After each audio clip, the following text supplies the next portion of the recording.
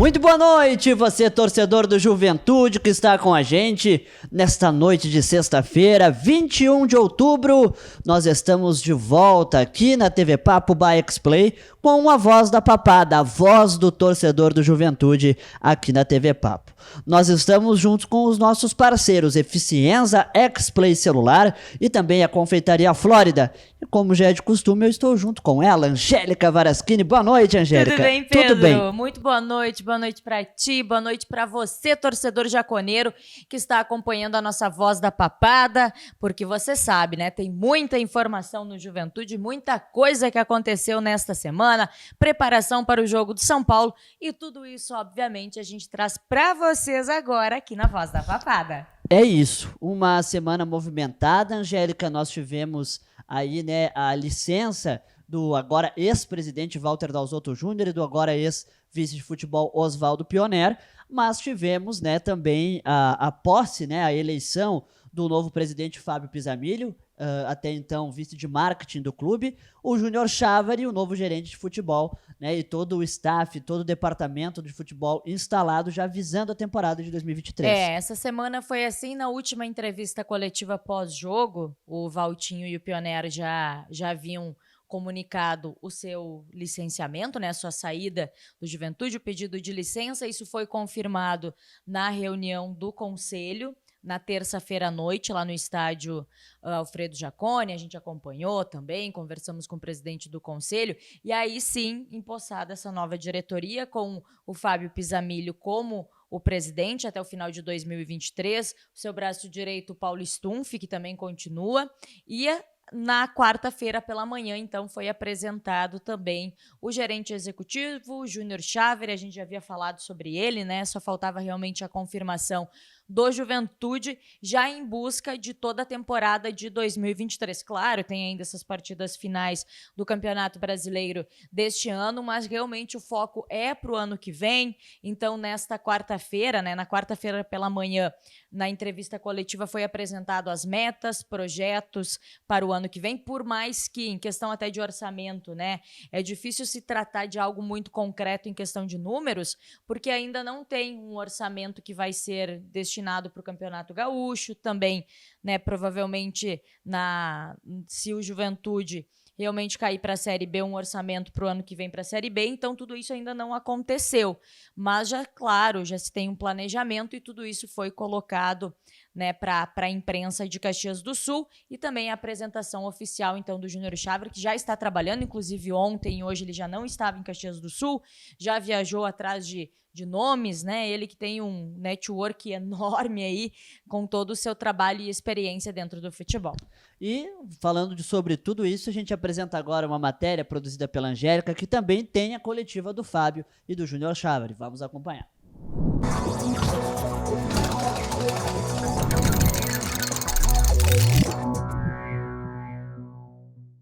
Na manhã desta quarta-feira, no estádio Alfredo Jaconi, aconteceu a apresentação e também a coletiva da nova diretoria do Juventude, que assume até o final de 2023, com a dispensa de Walter Dalzotto Júnior e também do vice-presidente de futebol, Oswaldo Pioner. O presidente Fábio Pisamilho e o vice-presidente Paulo Stumpf conversaram com a imprensa. E o Fábio já organizou e já falou sobre os objetivos e metas para o ano que vem.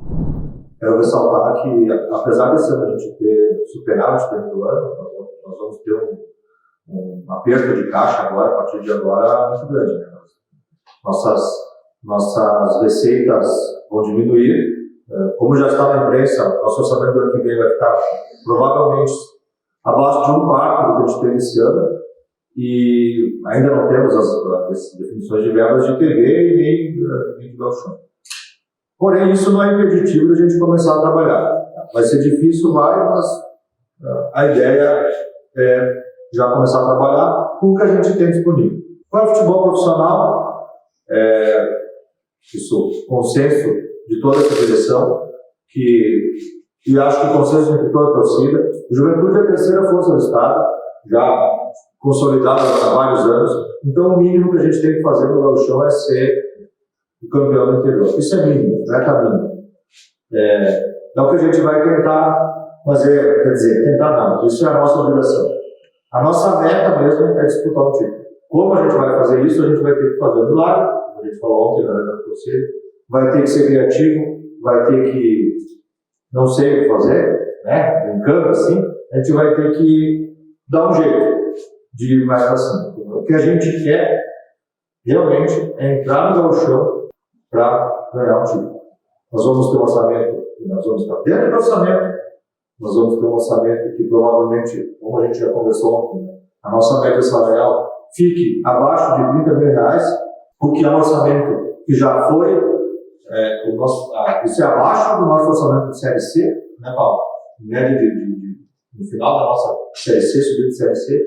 E aí, a gente vai ter que ter criatividade, parcerias e, além de aumentar a receita, para que isso aconteça. Copa do Brasil, isso aqui é o básico nosso de juventude, acho que já está no DNA nosso também. A gente tem que avançar de fases para poder melhorar o orçamento. Lembra que o nosso orçamento a gente sempre se baseia no pior caso. Nós apertamos para, caso entre mais receitas, a gente consiga, né, sonhar um pouquinho mais alto. Campeonato Série B. O que a gente espera mesmo? Ficar sempre entre os 6 primeiros desde o início do campeonato. Não deixar distanciar o pessoal de cima. Mas o que a gente espera? Subir para a Série A. Voltar para a Série A. Nós vamos necessitar, para poder ter um bom campeonato, muito provavelmente, de rendas extras. Né? Parte dessas rendas nós pretendemos fazer com as categorias de base. Então está dentro do nosso objetivo ali, ter no mínimo 2 milhões e meio de jogadores. Nossa ideia, sim, é ter uma visão de base mais forte. Então, nos comprometendo a ter no mínimo sempre no elenco principal 6 atletas de base. E aí, avançando um pouquinho, a nossa escolha do executivo de futebol foi muito baseada nisso. Na experiência que ele tem de categorias de base, em vários clubes, experiências de sucesso, e não é busca de títulos, isso nada impede de acontecer, não é ou uma coisa ou outra, mas nosso objetivo, categoria de base, é criar jogadores de alto desempenho que ajudem no time profissional e que nos tragam recursos financeiros. Coordenando esse departamento de futebol, nós temos o Comitê Gestor de Futebol ao lado do Executivo. Então, o Comitê Gestor de Futebol ele vai passar algumas diretivas e vai fazer o acompanhamento do nosso Executivo. O Comitê Gestor estão formados pelo Almir Adami, o meu presidente, o Carlos Bianchi e o João Billy. Esse comitê substitui a figura do vice de futebol. Mas, na verdade, agradecê-lo às 1.400 pessoas que estiveram aqui e que a gente entende isso, mas, ao mesmo tempo, a gente pede, na verdade, suplica a presença de mais público, porque a gente vai ter que começar a virar uma chave o mais rápido possível, que talvez não aconteça dentro do campo, mas que tem que acontecer de forma energética.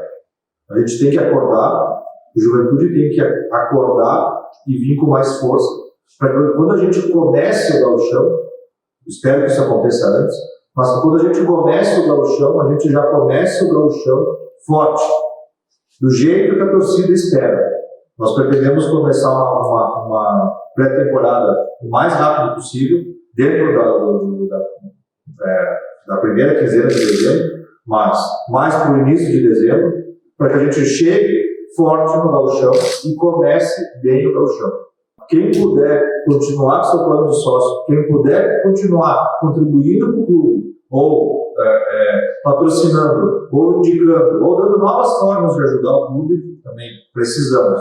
Toda a ajuda vai ser necessária para que a gente comece bem o ano e que a gente termine o ano melhor ainda. Vai ser muito difícil a gente manter o nível de Série A estando na Série B.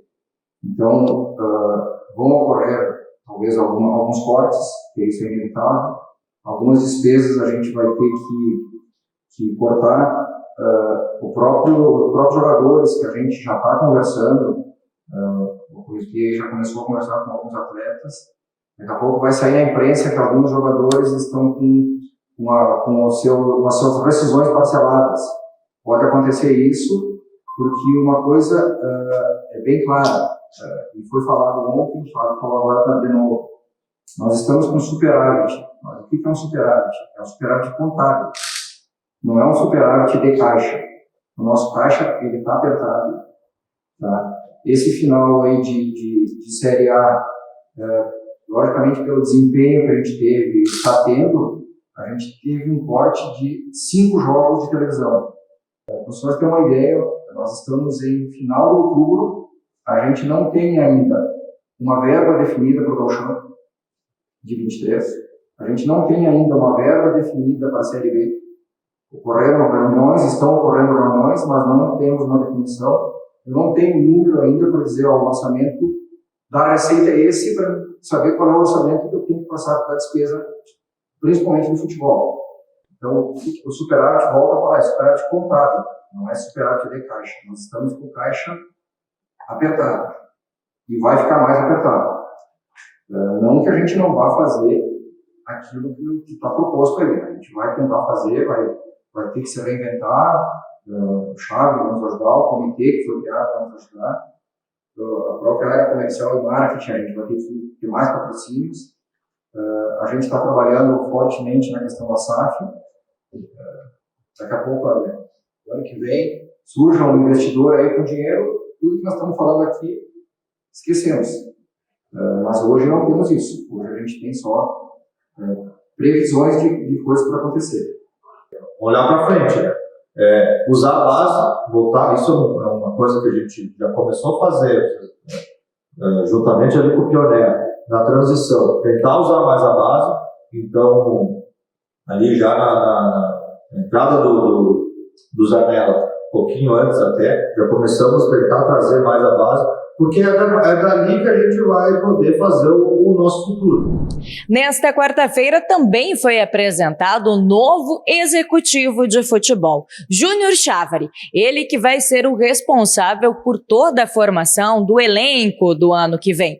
Ele que também tem uma experiência com a base, que será um dos objetivos mais fortes do Juventude também para o ano que vem, na questão da utilização de atletas das categorias de base. O novo executivo falou sobre os projetos, a organização e, inclusive, o novo treinador do Verdão. Nós, obviamente, temos uma ideia do perfil dos atletas, e quando a gente fala em perfil, nós temos que separar o perfil pela posição, inicialmente pensando nisso, que tipo de atleta a gente quer trazer. Então, nós estamos falando assim, do perfil físico, do perfil técnico, do perfil tático, e depois tem, obviamente, a pergunta que se referir, né? Qual é o perfil do jogador que passa por aqui. O ano 2023, com certeza, é um ano que nós vamos ter que contar muito com parceria com outros clubes, para que nós possamos montar um elenco equilibrado, mas com custo dentro da realidade. Então, pode ser, e tem uma tendência a ser que sejam jogadores que tenham uma passagem de uma temporada por aqui. E nós vamos ter que priorizar essa questão. Agora, o que é muito importante, esses atletas são atletas que estão sendo escolhidos, e aí é muito da nossa experiência, do nosso banco de dados, da nossa vivência, aqueles que nós queremos. A montagem do elenco passa pela minha pessoa, porém, dentro de uma política que eu achei muito interessante e muito importante, que é o comitê gestor de futebol está junto. Além do comitê gestor, nós estamos fazendo hoje uma equipe multidisciplinar para analisar as contratações, definir os perfis. O que eu espero de um zagueiro, o que eu espero de um lateral, depois que eu defino o perfil, eu parto para nós. Esse processo é um processo extremamente profissional, delicado, que muitas vezes, vamos ser sinceros, eu tenho opção A, opção B, opção C, e a questão financeira eu não consigo trazer. Sou uma pessoa que vai estar presente nos treinamentos, porque eu tenho que estar junto com o técnico, a minha relação com a comissão técnica é diária.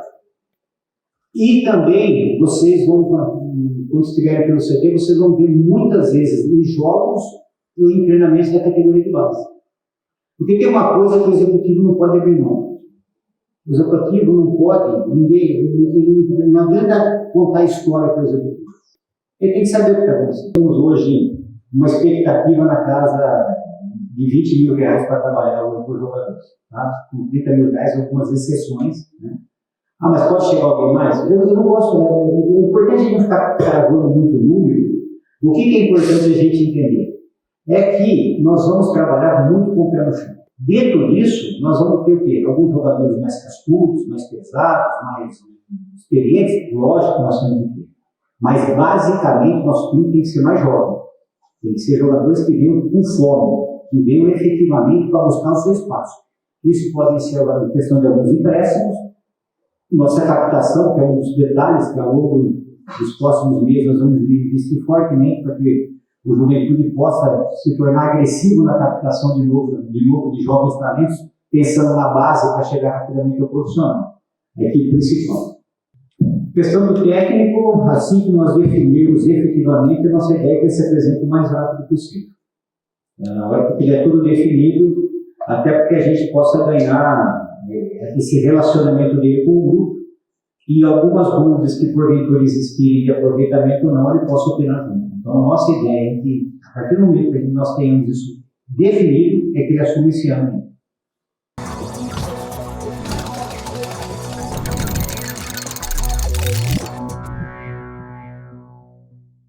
Tá aí então, né? Você acompanhando a nossa matéria, a fala, né, do Fábio Pisamilho também, do Júnior Chávari, novo gerente executivo de futebol do Juventude. E também o Paulo Stumpf, né, que falou principalmente a questão das finanças e até para o torcedor entender, né, a questão do superávit, que foi colocado muito bem aí pelo Paulo e pelo Fábio Pisamilho, e a gente sabe que o ano que vem, né, já projetando uma Série B, obviamente, a questão de orçamento, de valores em piso para atletas é bem menor. E aí o torcedor pode ficar perguntando, tá, e aí, Angélica, em questão dos jogadores desse ano, será que alguém fica? Será que alguém vai? Então, tudo isso vai ser conversado também, né? Existem jogadores que têm contratos um pouco mais longos com o Juventude, o caso dos dois goleiros, o César Outros e o Pegorari. Que voltam até de empréstimo, né, Voltam Angélica? de empréstimo, que é o caso do Bassani, que volta de Boza empréstimo. também. Boza também.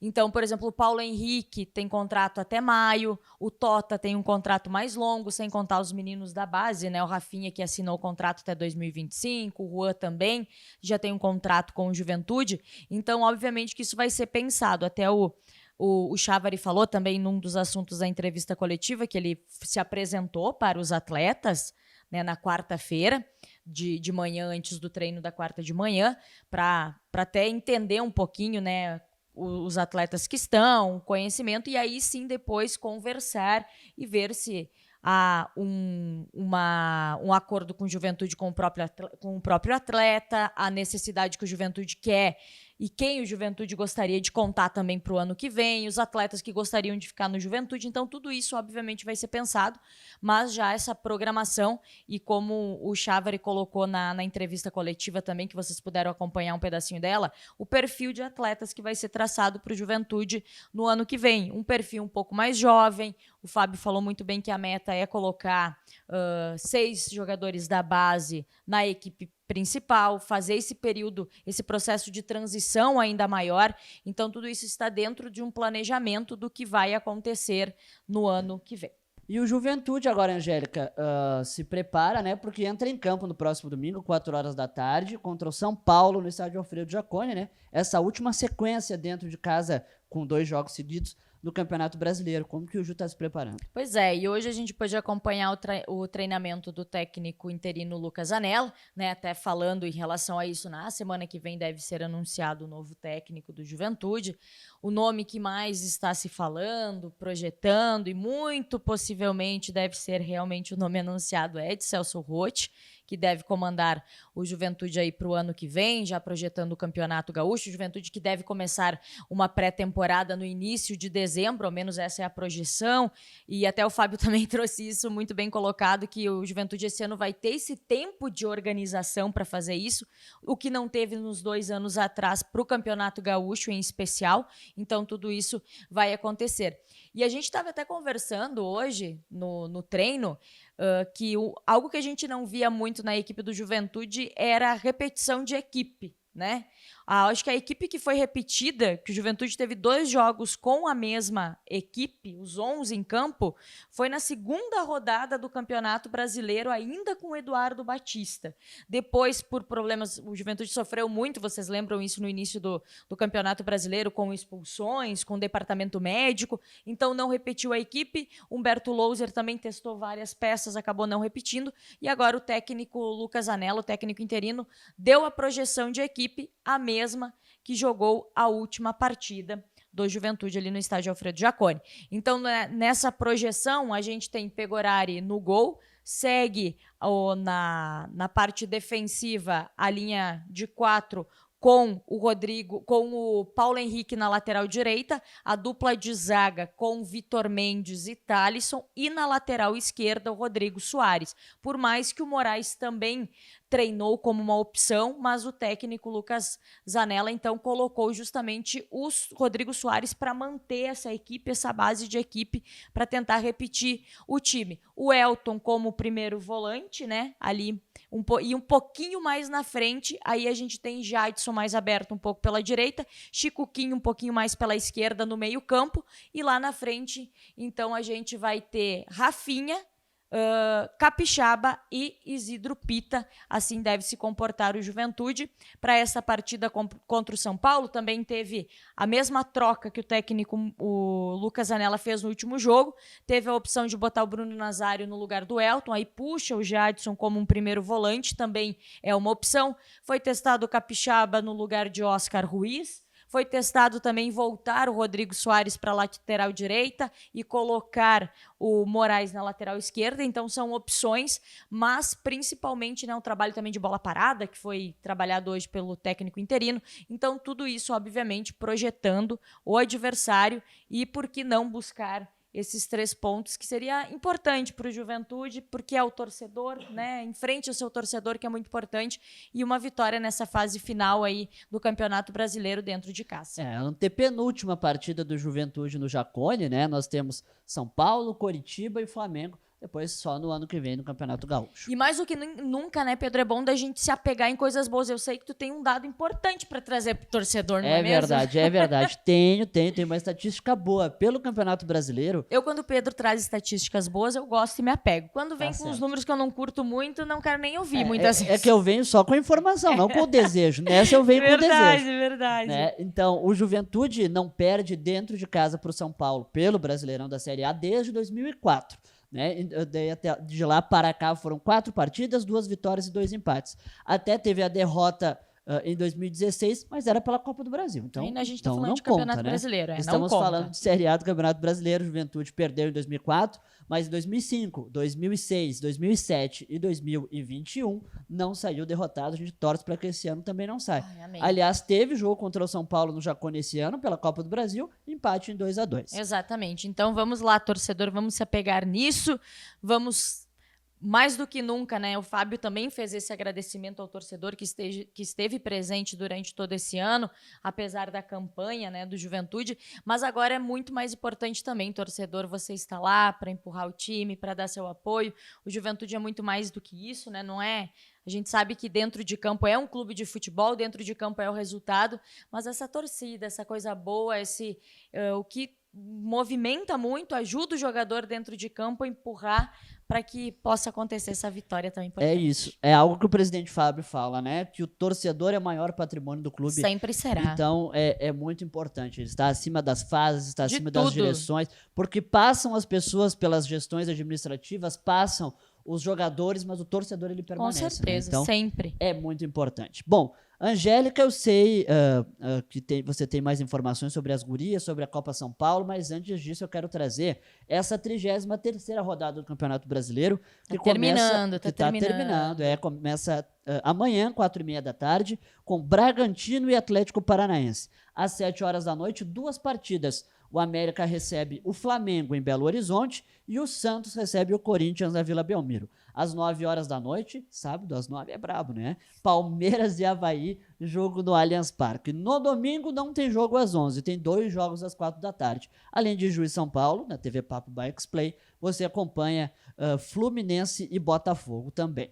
Às 6 horas da tarde, 3 partidas, Atlético Goianiense e Ceará, Cuiabá e Goiás, Coritiba e Internacional. Nós ainda temos o término da rodada na segunda-feira, 8 horas da noite, com Fortaleza e Atlético Mineiro no Ceará, Angélica. Pedro, será que a gente consegue passar, até para o torcedor ter uma ideia, essas últimas partidas do Juventude do Campeonato Brasileiro? Joga agora contra o São Paulo, depois o próximo jogo é na quinta-feira, né? Fora de casa. Isso, é na quinta-feira, fora de casa, contra o Atlético Mineiro, às 9h30 da noite. Depois, não entra em campo no final de semana por conta das eleições. E também da final da Copa Libertadores do sábado. Exatamente. Então, volta a campo na quarta-feira, dia 2 de novembro, feriado, contra o Coritiba às 7 horas da noite, no estádio Alfredo Jaconi.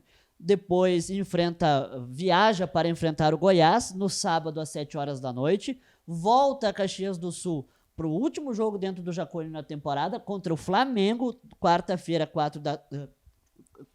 9h30 da noite, no estádio Alfredo Jaconi. Esse 9h30 da noite. Mas é contra o Flamengo, é um jogão. 9h30 o da Juventude noite. gosta de vencer o Flamengo, então eu tô confiante. Não, e é jogo para, já que é o último da temporada desse ano, para lotar o Com estádio, certeza, né? não. Certeza. Até lá a gente vai falar muito da hashtag Vem pro Jaconi. Óbvio.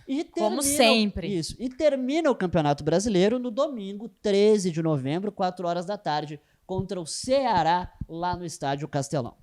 Essa aí, todos os jogos do Juventude para você, torcedor, neste ano, depois de toda a preparação para o ano que vem. Como eu disse, o Juventude esse ano vai ter um tempinho para se organizar, porque deve começar aí uma pré-temporada já visando o Campeonato Gaúcho do ano que vem, que ainda não teve o congresso técnico, ainda não tem nada definido, mas o Juventude deve começar então essa pré-temporada nos primeira semana ali de dezembro. Muito bem. E as gurias do Ju? É as Gu do Ju, né? Que estão na semifinal do Campeonato Gaúcho. Vem aí o feminino. Inter de novo. Já enfrentaram o Inter na segunda fase, empataram em 1-1, o jogo aqui em Caxias do Sul, e agora tem 2 partidas na grande semifinal.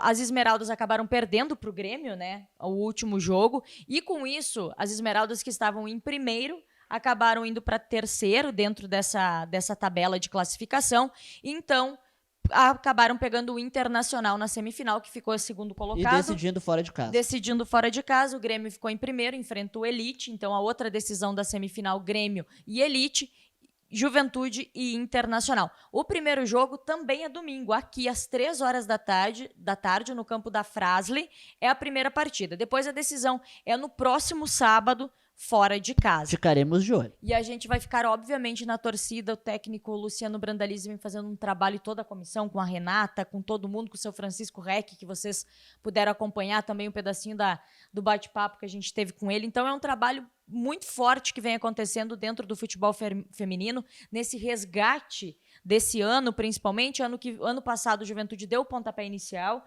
muitas coisas não deram tão certo, foi levado em consideração para esse ano, que vem fazendo uma boa campanha. O Juventude só perdeu para o Grêmio, as Esmeraldas só perderam para o Grêmio até então, e a gente, obviamente, vai ficar acompanhando e ficar na torcida. Durante o nosso camarote, a gente traz os resultados também no domingo. Então, a grande semifinal, primeiro jogo contra o Internacional, decisão lá. Quem vencer, se as Esmeraldas vencerem o Internacional, conseguirem classificar para a grande final, vão enfrentar ou Grêmio ou Elite. Muito bem, Angélica. E olha, mês de janeiro, estamos chegando já no fim desse ano, início de 2023, é tempo da principal competição das categorias de base do Brasil, e o Juventude mais uma vez estará lá. Copa São Paulo, Isso né? aí, a Copinha. A Copinha. E o Juventude, depois do grande trabalho que fez esse ano dentro das categorias de base, vem focando nessa competição, que é a Copinha, que é a maior competição das categorias de base. Muitos talentos são tirados São mais de dali. 100 clubes, né? Ainda não saiu a questão de data, né? Tabela, nada em relação a isso, mas é em janeiro do ano que vem, como o Pedro bem falou. E o Juventude vem se preparando. Hoje a gente estava lá no CT, viu o pessoal já treinando para a Copinha, então continua esse trabalho, que é muito importante. O Juventude prezando como clube formador ainda mais forte desse ano, que é um dos objetivos. O Júnior Chávari veio também devido a essa questão, que ele tem uma proximidade com a base, então ele vem fazendo esse papel do profissional com a base, vendo talentos, e o Juventude como formador, então isso é muito importante, e a Copinha vem aí para coroar todo esse trabalho também de 2023. É isso aí. 2022 para 2023. Isso aí, a nossa torcida para os guris do Ju também, mas é claro, a gente vai falar muito disso até lá. Bom, e até nisso, Pedro, só para a gente completar, falando, a gente trazendo a base, né, o campeão sub-17, o goleiro Luiz Turato, que foi o goleiro do sub-17 do Juventude, que foi campeão, foi chamado pelo técnico Felipe Leal para os jogos amistosos da seleção brasileira contra o Chile e também contra o Paraguai. Então, olha só o que é uma campanha. Ele que foi muito bem no Campeonato Gaúcho Sub-17. Na final fez uma grande defesa. Nossa, também, foi ele, excelente. E muito seguro no gol, a gente até citou ele como um dos principais atletas, e coroando aí com esse chamado, então, ele que foi convocado para a seleção Sub-17, Seleção Brasileira Sub-17, Luiz Turato. Que bom, é muito legal. Parabéns. A gente ver isso. É isso aí, gente, legal. Bom, Angélica, nós estamos nos encaminhando já para a parte final aqui do nosso programa.